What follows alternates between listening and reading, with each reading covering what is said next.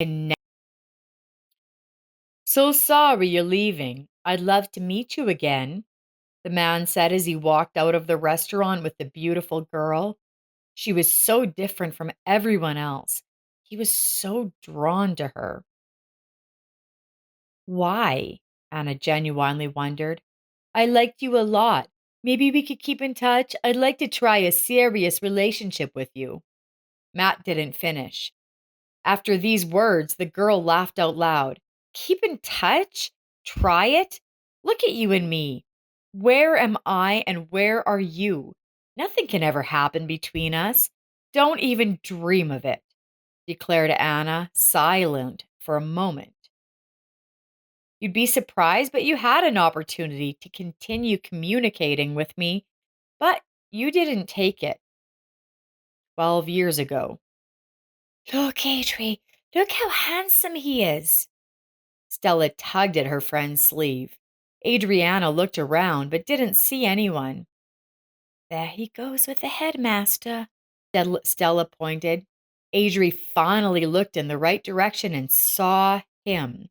He was incredibly handsome, athletic in build, tall brunette, walking confidently beside the school principal. All the girls who passed by this guy opened their mouths in amazement and looked after him, but he didn't seem to be paying attention to them. The friends looked at each other. Who is he? Where did he come from? The bell rang and the girls ran to class. But as soon as the lesson began, the door opened and the principal and the handsome man entered the classroom. Good afternoon, everyone, she addressed the students. I want you to meet our school's newest student. Meet Matthew Carter, an athlete our school's hope for a championship and just a good guy. He will now go to school with you. I hope you'll be friendly. Matthew walked over to an empty desk and sat down in a chair without even looking around. Adri and Stella sat and looked at each other in amazement. Wow, how much merit does a guy have? Stella said and looked at her friend. Adri sat motionless and didn't seem to be breathing. Adriana, can you hear me? Stella asked. What? Replied the friend. There's nothing wrong with me. But Adri was lying. Her friends knew it wasn't normal. Adri had fallen in love with Matthew. Or rather, she wasn't even in love with him. He had bewitched her. She had never seen such handsome guys, except in movies or in a magazine. From that day on, her life changed. She tried her best to establish a relationship with her new student, but he paid no attention to her. Matthew stayed away from everyone, boys and girls alike. It was strange, but Adri didn't care. Stella saw that something was happening to her friend and tried to bring her to her senses. Adri, I'm sorry, but you don't stand a chance. Look at him, he's handsome. What am I, a crocodile? Adri took offense. No, you're not a crocodile. And Stella tried to choose words so as not to offend her best friend. But you're too ordinary, you know. And, excuse me, but you need to lose some weight. I've been telling you that for a long time. I'm normal, and whoever doesn't like it, don't let them look. Adri was offended again. Well, he's not going to look, Stella continued. Adri knew she could be offended, but her friend was right. At 16, at 160 centimeters tall, she weighed a lot, 75 kilograms. Although the girl had a very attractive appearance, the extra weight prevented her beauty from revealing itself. Adri would have just surrounded the fans if she was as on the catwalk. She was happy with everything, and she didn't plan to change her appearance yet. On New Year's Eve, the school was to have a ball. Adriana decided this was her chance. She asked her older sister Emily to help her with her outfit, hair, and makeup. But she said the same thing as Stella. Adriana, if you like him so much, you need to pull yourself together and lose some weight. You can't fix it with clothes alone. Are you all conspiring? What does my weight have to do with it? The girl took offense. Again. I, as a sister, advise you, Emily began to say, and you may or may not listen to me. Here's a girl in our group, very pretty, but overweight. She still doesn't have a boyfriend either. And the Institute is full of guys. In 3 years, you could certainly find someone. I'll think about it, Adri agreed for the first time. So will you help with the outfit? I'll try to think of something, Emily promised, and she wasn't fooled. Emily helped her sister choose a dress that hid the imperfections of her figure as much as possible. Of course, it was visual, but still better than before. Adri had her hair and makeup done at a salon, and she went to the evening in all her glory. But she was greatly disappointed that Matthew wasn't there. The school teacher then told her that Matthew had left for a competition. Adri cried all night, she was so hurt. For the rest of the school year, Matthew attended school very rarely. He either had competitions or injuries. He took all his tests and exams remotely, but he was allowed to do everything. Matthew won 2 first-place finishes in the state math and history competitions. This was the first time their school had achieved such results, and the principal was willing to do anything for such a student. And so the new school year began, the last year of school. Adri tried as hard as she could. She hadn't changed a bit over the summer. She decided that if Matthew was her destiny, she was fine. But then the big surprise happened. In December, a new girl came to school. She was so beautiful that everyone said she had model looks. And she sat down at Matthew's desk all by herself. Adri was shocked. She already had little chance because Matt didn't pay any attention to her, and now those chances were completely gone. Adri didn't go to the New Year's Eve ball. She wasn't in the mood. Then she decided to try to get close to Matthew on the sly. After recess, she approached him at recess and asked him to help her study for her math test. To her great surprise, Matthew agreed. But there's one thing, he said. I have a very busy schedule, and then I got invited to an audition for a movie. So we'll be in touch, and as soon as I'm free, I'll call you right away, and we'll do it. It's coming, of course. Thank you. He's going to be in a movie, too. Wow, Adri thought excitedly and waited. Matthew didn't cheat. He sometimes called when he had free time, and they would meet at his or her house and do math. Adri wasn't interested since she knew math well. Obviously worse than Matthew, of course, but enough to pass her exams. But she had to pretend she didn't understand, so he would explain over and over again. She kept waiting for them to at least start talking about something other than math. But Matthew wasn't interested in anything else, and whenever Adri tried to divert her attention from the subject, he resented her and scolded her.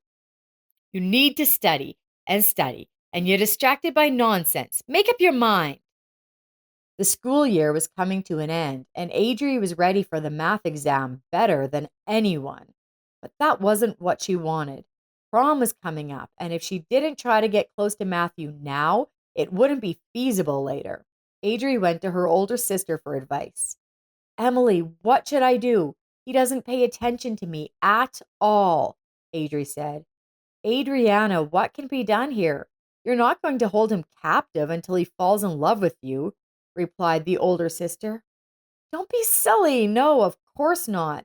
But we're graduating now, and then there's no chance at all, Adri retorted sadly. Look, I have an idea. You only get one chance, and you have to take it, the older sister said. Which one? The girl asked, intrigued. Go up to him at the prom and confess your feelings. Are you out of your mind?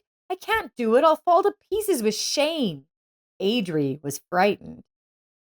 I'd take my chances. What have you got to lose? Nothing. Why not try it? And if you don't try, then you'll spend the rest of your life wondering what would have happened if you had, the older sister said persuasively. Will you help me get ready for the ball? I have to be irresistible. Of course I will, replied Emily. And who are you going to the ball with? With Joe. He called me a month ago. I thought, so quiet. perfect to just get lost in the crowd. Adri replied sadly. Adriana prepared for prom night as if it were her own wedding. She chose a dress that perfectly highlighted her strengths and hid flaws in her waist and hips. Emily helped with the choice, and Adri looked truly stunning. The high heeled shoes made her look taller and a little slimmer. Her hair, makeup, and manicure were perfect. Adri was walking with Joe on her arm as she said goodbye to school life, and the only phrase running through her head was, I have to tell him. The graduation ceremony and the instructions from the teachers were over, and the dancing began. Adri kept her eyes on Matthew the whole time. He came up to her and complimented her on how great she looked tonight. Even before the party started, Adri melted completely, and the determination in her heart only grew stronger. She regarded it as a sign from above and a signal to start acting. She could hardly wait for the dance, and Adri walked resolutely toward Matthew while he was talking to the Spanish teacher. I beg your pardon? She turned to the instructor. Will you allow me to distract Matthew for a few minutes? Of course, Adriana. Communicate. We are done, the teacher replied. Matthew looked at Adri. What's the emergency? What's the emergency? I need to talk to you. Can we leave the hall? Yeah, sure, let's go, Matt agreed. They left the hall and found themselves in the open air. Adriana looked at her lover, but did not dare open her mouth to speak. Matthew rubbed his shirt sleeve impatiently. If you want something, say it. They're waiting for me there. Matthew urged her on. I wanted to tell you, Adri began softly. I like you a lot. Maybe we could keep in touch after school. Maybe. Matthew's reaction was unexpected. He started laughing out loud. What? What did you say? Matthew laughed at the top of his voice. Are you serious? Are you hoping I'll be with you? How did you even think of that? Wow, you made me laugh. Don't even think about it. He turned and, laughing, walked back into the hall. Adriana stood by the door, barely on her feet. At that moment, she was ready to fall down and never see anyone again. She had never expected such humiliation. Adri got her strength together and walked into the hall, past the dance floor, where everyone was having fun and dancing, and toward the exit of the school. There was nothing more for her to do here, and she would never come back. 12 years have passed.